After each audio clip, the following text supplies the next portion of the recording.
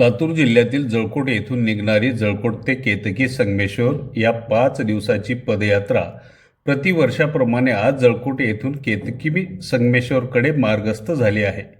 शेकडोच्या संख्येने भाविक केतकी संगमेश्वराच्या दर्शनाला जाण्यासाठी या पदयात्रेत सहभागी झाले आहेत. सध्या राज्यावर दुष्काळाचं सावट भेडसावत असल्याने पदयात्रेतील भाविक चालत जाऊन केतकी संगमेश्वराकडे चांगल्या पावसाच्या मागणीचं साकडं घालणार आहेत. या पदयात्रेची सुरुवात आज सकाळी जळकोट येथील सोमेश्वर महादेव मंदिर येथून झाली.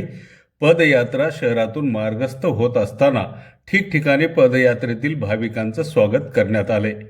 तर प्रतिवर्षाप्रमाणे रामलिंग दिनकर वाडकर यांच्या शेतात पदयात्रेतील भगव्या ध्वजाचे व विनेकऱ्यांची पूजा अर्चना करून यात्रेतील सर्व भाविकांचे स्वागत देखील करण्यात आले.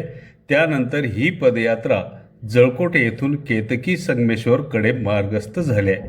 दरम्यान सध्या राज्यावर दुष्काळाचं सावट भेडसावत असल्यानं राज्यात चांगला पाऊस पडावा, अन्नधान्य भरपूर पिकावं आणि सर्वत्र सुख शांती राहावी हीच विनंती आम्ही केतकी संगमेश्वराकडे करणार असल्याचं पदयात्रेतील भाविक म्हणाले आहेत. कितवी पदयात्रा आहे आणि काय सांगाल या पदयात्रेच्या संदर्भात? गेल्या अनेक वर्षापासून, गेल्या 23 वर्षापासून जळकोट ते श्री क्षेत्र केतकी संगमेश्वर या 135 किलोमीटरचा मार्ग 5 दिवसामध्ये जळकोट परिसरातील सर्व सद्भक्त मंडळी अगदी आनंदाने आणि उत्साहामध्ये तरुण मंडळीचा सहवास आहे आणि आनंदाने 5 दिवसाची पदयात्रा करतात.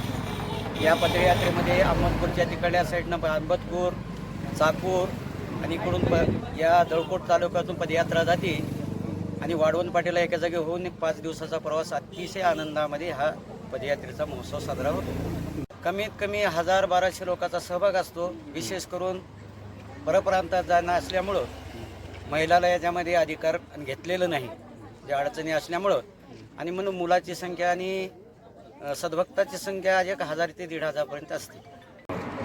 संगमेश्वराला काही मागायचं नाही आणि मागायचंही नसतं, भगवंताला काही मागायचं नसतं. आणि मागायचं जर असेल काहीतरी जनहिताचं, लोककल्याणाचं मागावं लागतं.